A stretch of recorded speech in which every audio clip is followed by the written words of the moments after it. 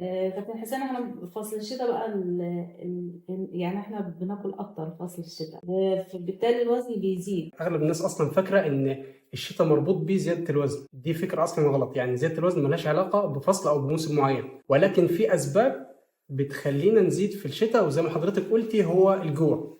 طيب انا ليه بجوع اصلا في فصل الشتاء؟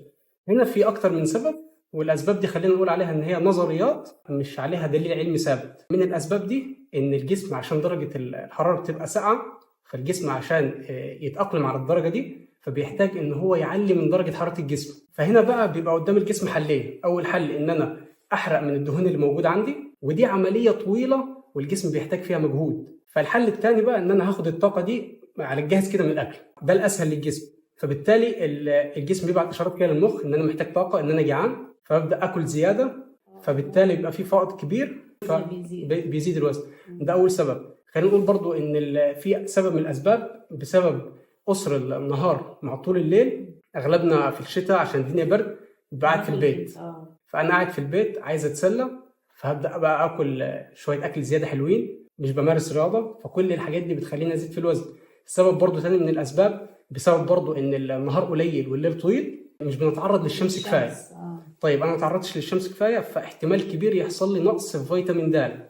طيب فيتامين د قل، معدل الحرق عندي هيقل، لان فيتامين د مرتبط اصلا باكتر من حاجه، منها تخليل الهرمونات في الجسم. من الهرمونات دي برضو هرمون الجوع وهرمون الشبع بدا يتلخبط عندي، فهنا بفضل جعان مهما باكل مش بشبع. فده برضو سبب من الاسباب.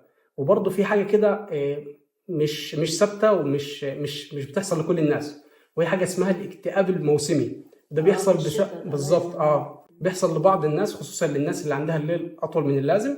بيبدا يحس بشويه اكتئاب كده، بيبدا قاعد على طول في البيت، فانا هطلع الاكتئاب ده بتاعي كله في الاكل. بالظبط. طب ازاي اقلل الجوع بقى اللي في فصل الشتاء ده؟ يعني ازاي الناس تقلل موضوع الجوع ده في الشتاء عشان ما ياكلوش كتير والوزن يزيد؟ شويه حاجات كده هتساعدني ان انا اصلا ما اكلش زياده. خلينا نقول كده، اول حاجه ان انا اتاكد اني بشرب ميه، لان خصوصا في الشتاء ما فيش حد بيحب يشرب ميه كتير، ما حدش اصلا بيحس ان هو عطشان. فانا اتاكد الاول ان انا اشرب ميه كفايه، لان برضو حاجه من الحاجات ان انا بحس بجوع كتير، ان انا مش عارف الجوع ده حقيقي ولا جوع بيقولوا عليه جوع وهمي. يعني ايه جوع وهمي؟ انا دلوقتي جعان، هفكر هل انا فعلا جعان؟ فعلا لو فعلا جعان فانا هاكل اي حاجه. لو جوع وهمي اصلا يعني هيتسد بعد ما اشرب ميه، يا اما هيكون نفسي في حاجات معينه، سكريات معينه او اي حاجه من الحاجات دي، فكل ده جوع وهمي.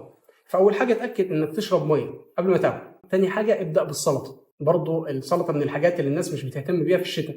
الناس بتحب الحاجات الدسمه في الشتاء عشان تدفى. ابدا بالبروتين، البروتين هيشبعك، هيملى بطنك من الاخر مع السلطه عشان فيها الياف عاليه. البروتين يا اما بروتين حيواني يا اما بروتين نباتي يعني، وخلينا نقول ان العدس يعني ملك الشتاء حرفيا، بيدفي بيشبعك، ما تبداش الاكل بتاعك بحاجه فيها سكريات ولا اي حاجه من الحاجات دي. طب الحلويات مشكلتها في ايه؟ الحلويات مشكلتها ان هي مش بتشبعني وهتخليني اكل زياده، وفيها سعرات كتيره. وحاجه مهمه جدا هي الدهون الصحيه. الدهون الصحيه بنتكلم زي ايه؟ زي زيت الزيتون، زي المكسرات، زي زيت جوز الهند. الحاجات دي هتدفيني لان فيها اصلا سعرات عاليه، وهتحسسني بالشبع، وفي الاول وفي الاخر هي صحيه فهتفيدني برضه. وحاجه من الحاجات اللي ممكن تساعدك انك ما تجوعش في فتره الشتاء، انك اصلا ما تكونش بردان. احساس البرد ده هو اللي بيدينا احساس بالجوع. طب المشروبات الساخنه بقى في فصل الشتاء زي ما حضرتك بتقول المفروض تكون صحيه شويه، لان في حاجات زي الهوت شوكليت والحاجات دي بيبقى فيها اضافات كتير. احنا خلينا نقول ان المشروبات السخنه هي حاجه من الحاجات اللي هتساعدني جدا لو انا عايز اخسر دهون في الشتاء. المشروبات السخنه بنتكلم زي الشاي، زي القهوه. لو احنا الصبح حاول ما تشربهاش بعد العصر او بالليل عشان ما تاثرش على نومك. بالليل بقى تيجي للجنزبيل، الليمون، النعناع، القرفه. كل دي حاجات اصلا لما تشربها هتتاكد ان جسمك فيه سوائل بشكل كافي، فده هيشبعك اصلا وهيحسسك برضو بالدفء. طب بالنسبه بقى للي عايز يخس، يعني وزنه بيزيد في فصل الشتاء، او عايز او هو وزنه زياده وحابب ان هو يخس في فصل الشتاء، فلو حب يعمل رياضه جوه البيت، يعني ايه يعني ابسط حاجه نعملها في البيت عشان يبقى جسمنا يعني صحي وفيه نشاط وفيه بالتالي ان انا دفيت نفسي في جوه البيت يعني؟ عشان الجو حلو بشكل عام، فانت تقدر اصلا تبدا رياضه من الصبح شويه، او من خلينا نقول من العصر.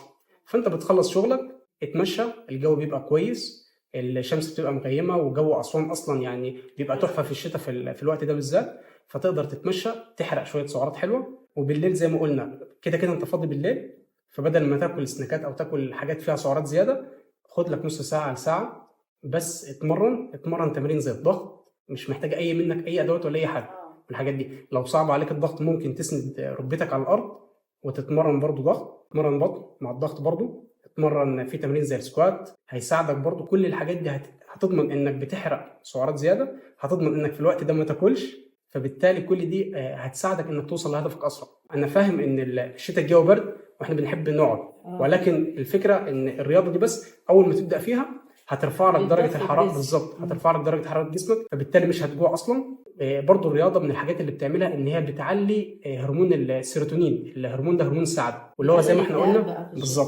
بالظبط. فده بقى بيعكس حاله الاكتئاب دي. فانا بدل ما هاكل عشان انا مكتئب، فانا لو لعبت رياضه هتديني نفس التاثير بتاع الاكل. فبالعكس انا ممكن استفيد بالحاجه دي لو انا فعلا عايز اخسر دهون.